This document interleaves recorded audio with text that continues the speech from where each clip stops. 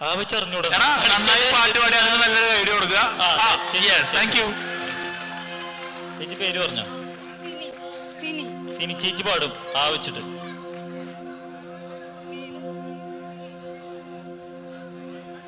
അമ്പലപ്പുഴി ഉണ്ണിക്കണ്ണനോടും നെല്ലിയോടി വന്നുവോ, കൽവിളക്കുകൾ പാതി മിന്നി നിൽക്കവേ, എന്തു നൽകുവാൻ എന്നെ കാത്തു നിന്നു നീ, പ്രസാദവും മൗന ചുംബനങ്ങളും പങ്കുവയ്ക്കുവാൻ ഓടി വന്നതാണു ഞാൻ, രാഗചന്ദനം നിന്റെ നെറ്റിയിൽ തൊടാൻ ഗോപകന്യയായി ഓടി വന്നതാണു ഞാൻ.